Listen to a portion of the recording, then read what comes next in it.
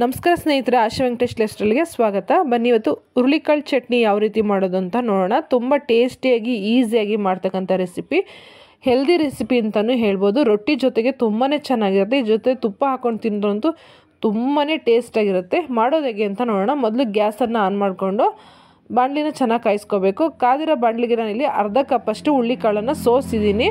ಹುರುಳಿಕಾಳಲ್ಲಿ ಸಾಮಾನ್ಯವಾಗಿ ಸ್ವಲ್ಪ ಕಲ್ಲಿರುತ್ತೆ, ನೋಡಿಕೊಂಡು ಸೋಸ್ಕೊಂಡು ಹಾಕಬೇಕಾಗತ್ತೆ. ಡ್ರೈ ರೋಸ್ಟ್ ಮಾಡ್ಕೊಬೇಕು. ಇಲ್ಲಿ ನಾನು ಎಣ್ಣೆಯನ್ನು ಬಳಸ್ತಾ ಇಲ್ಲ. ಒಂದು ಅರ್ಧ ಹುರುಳಿಕಾಳು ಹುರಿದಿದ್ದೀನಿ ಅನ್ನೋ ಸಂದರ್ಭದಲ್ಲಿ ಏನು ಮಾಡಬೇಕಪ್ಪ ಅಂತೇಳಿದ್ರೆ, ನೋಡಿ ಇಷ್ಟು ಹುರಿದಿದೆ ಅನ್ನೋ ಟೈಮಲ್ಲಿ 4 ಗುಂಟೂರು ಒಣಮೆಣ್ಸಿನ್ಕಾಯಿ, ಹಾಗೆಯೇ 4 ಬ್ಯಾಡಗಿ ಮೆಣಸಿನ್ಕಾಯಿನ ಹಾಕಬೇಕು. ಗುಂಟೂರು ಮೆಣಸಿನ್ಕಾಯಿ ಖಾರಕ್ಕೆ, ಬ್ಯಾಡಗಿ ಮೆಣಸಿನ್ಕಾಯಿ ಕಲರ್ಗೋಸ್ಕರ. ಇದ್ರ ಜೊತೆಗೆ ಹಾಕಿ ಹುರುಳಿಕಾಳನ್ನ ಚಿಟಪಟ ಅನ್ನೋ ತನಕ ನಾವು ಇನ್ನೇನು ಮಾಡಬೇಕು, ಚೆನ್ನಾಗಿ ಡ್ರೈ ಫ್ರೈ ಮಾಡ್ಕೊಳ್ತಾ ಹೋಗಬೇಕು. ಮೆಣಸಿನ್ಕಾಯಿನ ಇದ್ರ ಜೊತೆಗೆ ಬಿಸಿ ಆಗ್ತಾ ಹೋಗುತ್ತೆ. ಫ್ರೆಂಡ್ಸ್, ನನ್ನ ಚಾನಲ್ನ ಹೊಸದಾಗಿ ನೋಡ್ತಾ ಇದ್ದರೆ ದಯವಿಟ್ಟು ಚಾನಲ್ನ ಸಬ್ಸ್ಕ್ರೈಬ್ ಮಾಡಿ, ಪಕ್ಕದಲ್ಲಿ ಇರ್ತಕ್ಕಂಥ ಬೆಲ್ ಐಕನ್ನ ಕ್ಲಿಕ್ ಮಾಡಿ. ಇದರಿಂದ ಹೊಸ ವೀಡಿಯೋಗಳು ಅಪ್ಲೋಡ್ ಮಾಡಿದಾಗ ನಿಮಗೆ ನೋಟಿಫಿಕೇಷನ್ ಬರುತ್ತೆ. ಹಾಗೆ ನಾನು ಮಾಡ್ತಾ ಇರ್ತಕ್ಕಂಥ ವೀಡಿಯೋಗಳು ನಿಮ್ಗೆ ಇಷ್ಟ ಆಗ್ತಾಯಿದ್ರೆ ದಯವಿಟ್ಟು ಫ್ರೆಂಡ್ಸ್ ಆ್ಯಂಡ್ ಫ್ಯಾಮಿಲಿಗೂ ಕೂಡ ವೀಡಿಯೋನ ಶೇರ್ ಮಾಡಿ.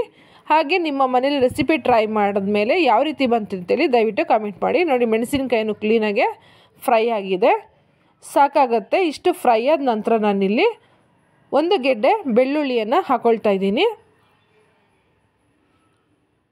ಬೆಳ್ಳುಳ್ಳಿ ಹಾಕಿದ್ಮೇಲೆ ಒಂದು 30 ಸೆಕೆಂಡು ಇದೇ ರೀತಿ ಫ್ರೈ ಮಾಡ್ಕೊಳ್ಬೇಕಾಗತ್ತೆ.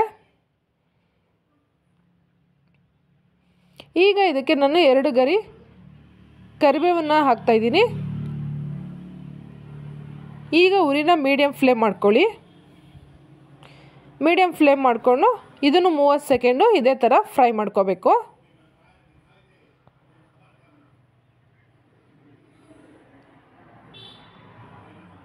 ಇಷ್ಟಾದಮೇಲೆ ಇದಕ್ಕೆ ನಾನು ಕಲ್ಲುಪ್ಪನ್ನು ಬಳಸ್ತಾ ಇದ್ದೀನಿ ರುಚಿಗೆ ತಕ್ಕಷ್ಟು. ಹಾಗೆ ಹುಣಸೆಹಣ್ಣು ಸ್ವಲ್ಪನೇ ಬಳಸ್ತಾ ಇದ್ದೀನಿ. ಹುಣಸೆ ಬೀಜದ ಗಾತ್ರದಷ್ಟು ಹುಣಸೆಹಣ್ಣು ಹಾಕಿದ್ರೆ ಸಾಕಾಗತ್ತೆ. ಇದನ್ನು ಕೂಡ ಈಗ ಸೇರಿಸ್ತಾ ಇದ್ದೀನಿ. ತದನಂತರನಲ್ಲಿ ಫ್ರೆಶ್ ತೆಂಗಿನಕಾಯಿ ತುರಿನ 1 ಕಪ್ಪು ತೊಗೊಂಡಿದ್ದೀನಿ. ಇದನ್ನೊಂದು 30 ಸೆಕೆಂಡ್ ಈ ರೀತಿ ಮಿಕ್ಸ್ ಮಾಡಿದ ನಂತರ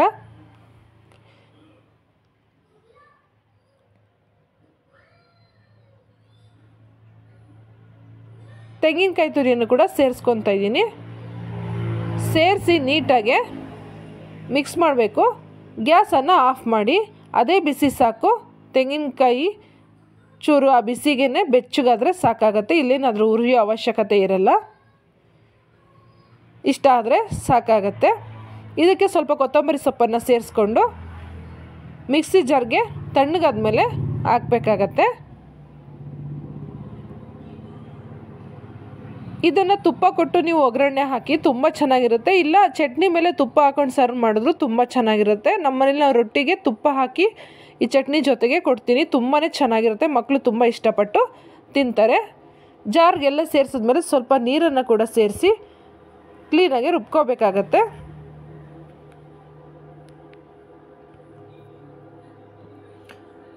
ನೋಡಿ, ನುಣ್ಣಗೆ ರುಬ್ಕೊಂಡಿದ್ದೀನಿ.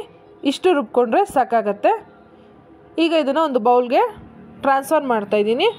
ನಾನಿಲ್ಲಿ ಒಗ್ಗರಣೆ ಕೊಡ್ತಾ ಇಲ್ಲ. ನಿಮಗೇನೋ ಒಗ್ಗರಣೆ ಕೊಡಬೇಕು ಅನಿಸಿದ್ರೆ ಇಲ್ಲ ಕೊಬ್ಬರಿ ಎಣ್ಣೆಯಲ್ಲಿ ಇಲ್ಲ ತುಪ್ಪದಲ್ಲಿ ಒಗ್ಗರಣೆ ಕೊಡಿ. ಹೆಲ್ದಿಯಾಗಿರ್ತಕ್ಕಂಥ ಹುರುಳಿಕಾಳು chutney ready to serve. Friends, ನೀವು ಕೂಡ ನಿಮ್ಮ ಮನೇಲಿ ಟ್ರೈ ಮಾಡಿ ಯಾವ ರೀತಿ ಬಂತು ಅಂತೇಳಿ ದಯವಿಟ್ಟು ಕಮೆಂಟ್ ಸೆಕ್ಷನ್ಗೆ ಬಂದು ಕಮೆಂಟ್ ಮಾಡಿ. ಫ್ರೆಂಡ್ಸ್, ಇದರಿಂದ ನೆಕ್ಸ್ಟ್ ವಿಡಿಯೋ ಮಾಡೋದಕ್ಕೆ ನನಗೆ ಇನ್ಸ್ಪಿರೇಷನ್ ಸಿಗುತ್ತೆ. ಹಾಗೆ ಸ್ವಲ್ಪ ಜಾರ್ ತೊಳೆದಿರ್ತಕ್ಕಂಥ ನೀರನ್ನು ಕೂಡ ಸೇರಿಸ್ತಾ ಇದ್ದೀನಿ. ಸೇರಿಸಿ ನೀಟಾಗಿ ಮಿಕ್ಸ್ ಮಾಡ್ಕೊಳ್ಳಿ. ಬೇಕು ಅಂದರೆ ನಾನು ಆಗಲೇ ಹೇಳ್ದಂಗೆ ನೀವು ಇಲ್ಲಿ ಒಗ್ಗರಣೆ ಮಾಡ್ಕೊಬೋದು. ನಾನು ಬೇಡ ಅಂತೇಳಿ ಇದಕ್ಕೆ ತುಪ್ಪ ಹಾಕಿ ರೊಟ್ಟಿ ಜೊತೆಗೆ ಸರ್ವ್ ಮಾಡ್ತೀನಿ. ಫ್ರೆಂಡ್ಸ್, ನೋಡಿದ್ರಲ್ಲ, ಇಷ್ಟೇ ಇವತ್ತಿನ ರೆಸಿಪಿ. ಮುಂದಿನ ವೀಡಿಯೋದಲ್ಲಿ ಸಿಗೋಣ. ವಿಡಿಯೋನ ಕೊನೆವರೆಗೂ ನೋಡಿದ್ದಕ್ಕಾಗಿ ಥ್ಯಾಂಕ್ಸ್ ಫಾರ್ ವಾಚಿಂಗ್.